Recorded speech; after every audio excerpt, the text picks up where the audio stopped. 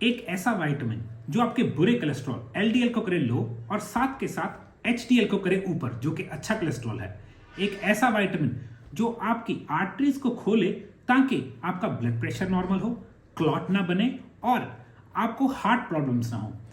एक ऐसा विटामिन जो आपके पैनक्रिया के बेटा सेल्स को, सोए हुए बेटा सेल्स को जगा दे और डायबिटीज में मदद करे। जी हाँ दोस्तों, आज हम बात करेंगे विटामिन B3 नाइसिन की। मेरा नाम रविंदर सेन है, मैं हेल्थ कोच हूं। मेरा काम है लोगों तक अच्छी इंफॉर्मेशन, ट्रू इंफॉर्मेशन लेके आना, उनको तंदुरुस्त करना, दवाइयों और सर्जरी से बचाना। आज हम बात करेंगे vitamin B3 niacin with flush की। विद फ्लश मतलब ये वो वाला एडिशन है, इसमें 2 एडिशन होते हैं, बिना फ्लश और विद फ्लश। जो विद फ्लश है वो आपको लाल कर देता है, थोड़ी सी गर्मी भी आती है बॉडी में, और वो ये जो फायदे मैंने बताए उसके साथ और भी बहुत सारी चीजें करते हैं। तो आइए जानते हैं। जो पहली चीज है नाइसिन, ये वेजोडाइलेशन करता है। दैट मीन्स आपकी आर्टरीज को रिलैक्स करके खोल देता है, तो ब्लड का फ्लो अच्छा होता है। जिनको हार्ट कंडीशंस हैं, जिनके क्लॉट बन सकता है, जिनको ब्लड थिनर खाना पड़ता है, उनके लिए अमृत है। दूसरी चीज, ये ब्लड प्रेशर को नीचे लाता है। दैट मीन्स अगर आप ब्लड प्रेशर की मेडिकेशन पे हैं या आपका ब्लड प्रेशर थोड़ा सा हाई रहता है, ये आपको बहुत मदद करेगा। ये ब्लड क्लॉट नहीं बनने देता, तो आपको जिसके बोलते हैं हेमरेज या कॉर्नरी प्रॉब्लम से बचाता है। ये एचडीएल को 20 से 40% बढ़ा देता है। एचडीएल वो कोलेस्ट्रॉल है जो हमें चाहिए, जिससे हमारी बॉडी में हार्मोन्स बनते हैं, अच्छे hormone, testosterone, oestrogen, dopamine, serotonin. और साथ के साथ ये ऐसा है कि एचडीएल को तो बढ़ाता है, एलडीएल जो हमारा बुरा हार्मोन है, कोलेस्ट्रॉल है, उसको डाउन करता है। तो जो भी चीज बुरे कोलेस्ट्रॉल को डाउन करेगी वो आपके हार्ट के लिए और आपकी आर्टरीज के लिए बहुत अच्छा है। ये इन्फ्लेमेशन को काटता है। दैट मीन्स अगर आपकी बॉडी में इन्फ्लेमेशन है, दर्द है, बिना बात से सोजस रहती है कहीं पे, उसको डाउन करता है। नेक्स्ट चीज, ये कोलेस्ट्रॉल प्रॉब्लम्स के लिए अमृत है। अगर किसी को कोलेस्ट्रॉल मेडिकेशन लेनी पड़ रही है, अगर वो B3 लेते हैं विद फ्लश, उनका कोलेस्ट्रॉल धीरे धीरे नॉर्मल आ जाता है। नेक्स्ट चीज, ये स्किज़ोफ्रेनिया, जिसमें बहुत सारी चीजें आती है, डिप्रेशन भी चला जाता है, आगे जाके डिप्रेशन स्किज़ोफ्रेनिया में बन जाता है, जिसको मोटे तौर पे पागलपन बोल देते हैं, मगर उसकी स्टेजेस हैं। स्किज़ोफ्रेनिया डिप्रेशन में, टेंशन स्ट्रेस वाले केसेस में बहुत ही अच्छी चीज है B3 नाइसिन विद फ्लश। हमारे पेनक्रिया में जो सेल्स हैं, बेटा सेल्स, जिनको आई ऑफ द लैंगरहैम बोला जाता है, जो इंसुलिन बनाते हैं, ये उनको रिवाइव करता है, ये उनको प्रोटेक्ट करता है। तो जिनको टाइप 1 डायबिटीज है या जिनको टाइप 2 है और टाइप 1 ना हो जाए, उनके लिए अमृत जैसी चीज है ये। नेक्स्ट चीज, ये पेलेग्रा नाम की एक कंडीशन है, जिसमें बहुत बुरी कंडीशन है, उसमें डर्मेटाइटिस, उसमें डायरिया और डेथ, ये ट्रिपल डी के नाम से जानी जाती है, जिसमें बॉडी पे पहले लाल लाल रंग के पैचेस हो जाते हैं, उसको पेलेग्रा बोलते हैं। ये उसमें अमृत जैसे काम करता है। अब B3 की डेफिशिएंसी की होती है बॉडी में, सिंपल सी बात है, अल्कोहल की कंजम्पशन से। क्रॉनिक डायरिया, जिनको बहुत डायरिया रहता है उनको, जो गट में जिनके इन्फ्लेमेशन है, जिनका गट इन्फ्लेम्ड है। नेक्स्ट चीज, जिनको गैस्ट्रिक बाईपास करवाया हुआ है, जिन्होंने स्टमक की सर्जरी करवाई है, गैस्ट्रिक बाईपास करवाया है उनको। और ये मेनली किनको डेफिशिएंसी होती है, जो बहुत ज्यादा कार्ब्स खाते हैं या बहुत ज्यादा शुगर का सेवन करते हैं। तो चीनी या कार्बोहाइड्रेट्स, अनाज खाने वाले लोगों को B3 की डेफिशिएंसी हो जाती है।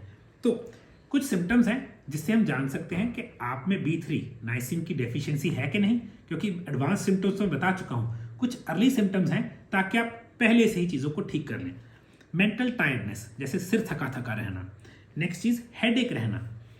इरिटेबिलिटी, खिंच चढ़ना, है ना, जैसे इरिटेबिलिटी।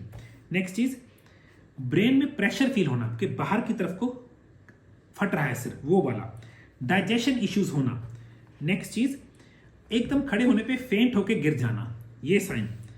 और जैसे आप देख रहे हैं किसी दीवार को, ऐसे लग रहा है दीवार मूव कर रही है, या पेज देख रहे हैं, पेज पे अक्षर मूव कर रहे हैं। अगर आप अपने शीशे में अपने आप को देखते हैं, आपका फेस चेंज हो रहा है, या फिर कोई फोटो लगी हुई है, आपको ऐसे लग रहा है फोटो हिल रही है, ये साइन है कि आप में थोड़ी थोड़ी प्रॉब्लम शुरू हो गई है और बढ़ रही है।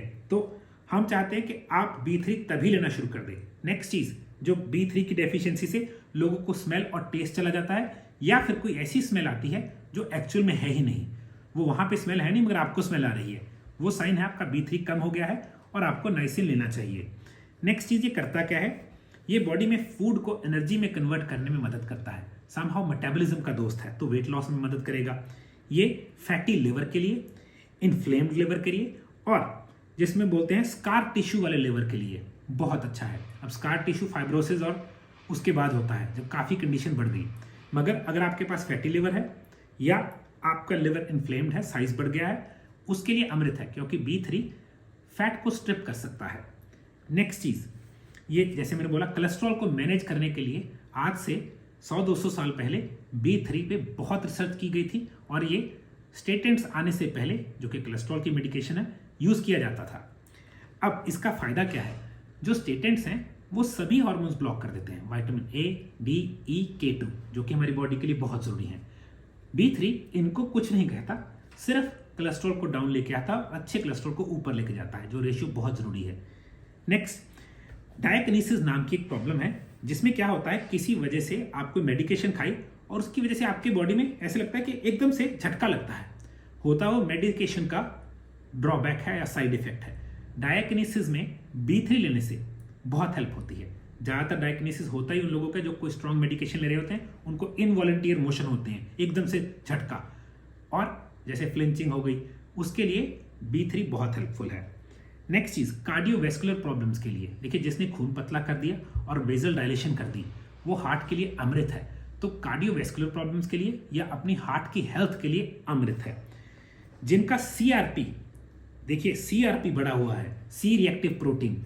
सी रिएक्टिव प्रोटीन एक ऐसा मार्कर है जिससे हम सीधा रेशियो लगाते हैं कि आदमी कितनी जल्दी मर जाएगा। जिसका CRP ज़्यादा बढ़ा हुआ, उसको उतनी प्रॉब्लम ज़्यादा है। ये एक ऐसा विटामिन है अकेला जो आपके CRP को लो ले आता है, सी रिएक्टिव प्रोटीन को लो लाता है। तो नेक्स्ट चीज़, ये ट्राइग्लिसराइड्स बड़े हों उनको लेके नीचे आता है।